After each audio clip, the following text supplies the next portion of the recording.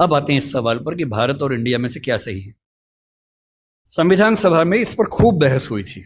यह हमारे संविधान का अनुच्छेद 1 है और उसमें लिखा हुआ है India that is Bharat shall be A union of states. बड़ी इंटरेस्टिंग बात है कि उस समय डिबेट थी कि भारत का नाम भारत रखें या इंडिया रखें। कुछ लोगों ने आर्यव्रत भी कहा, आर्यव्रत कहा, कुछ ने हिंदुस्तान कहा, सब नाम चले।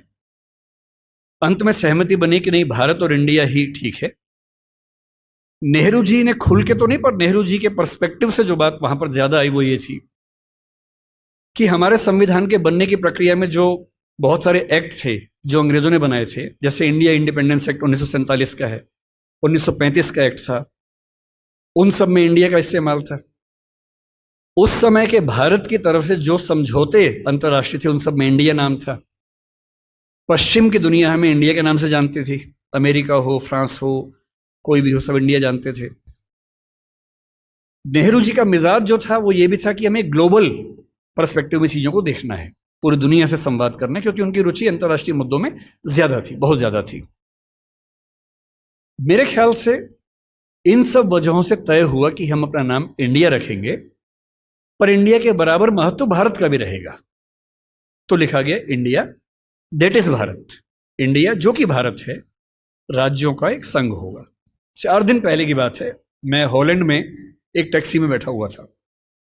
इंटरेस्टिंग बात सोच के देखिए, टैक्सी का ड्राइवर मोरक्को का रहने वाला था। उसको जैसे ही पता लगा मैं भारत से हूं, उसने मुझसे यही सवाल पूछा।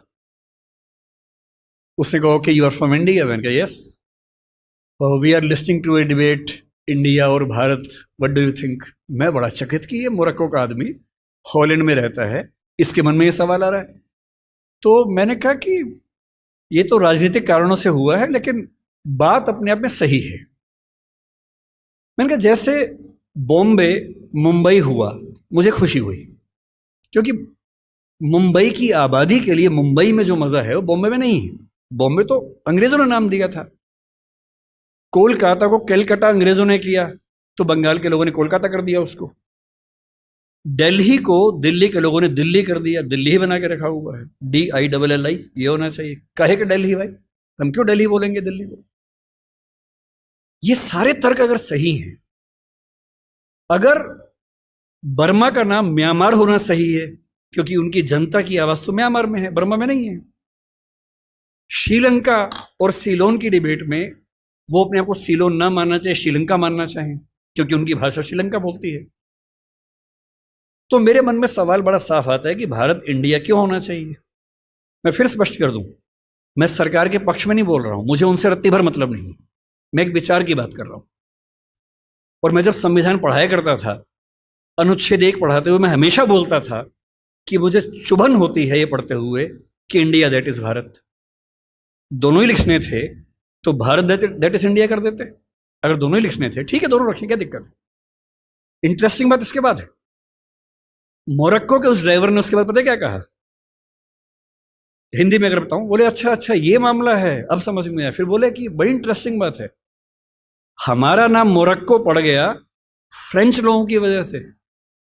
मोरक्को के लोग मोरक्को को मगरिब बोलते हैं। और जब मैं सऊदी अरबिया गया, सऊदी अरब के लोगों ने मुझसे पूछा कहां से आए हो, मैंने कहा मोरक्को।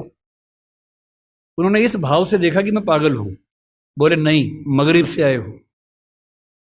अगर मगरिब की आबादी खुद को मगरिब कह के खुश है, तो उसे फ्रेंच लोगों की वजह से मोरक्को क्यों कहा जाए? इंडिया शब्द वेस्ट ने दिया और बुरे भाव से दिया। उनकी नजर में इंडियन होने का मतलब है बहुत पिछड़ा हुआ होना, रेड इंडियंस, वेस्ट इंडियंस। तो आज ये क्यों हुआ?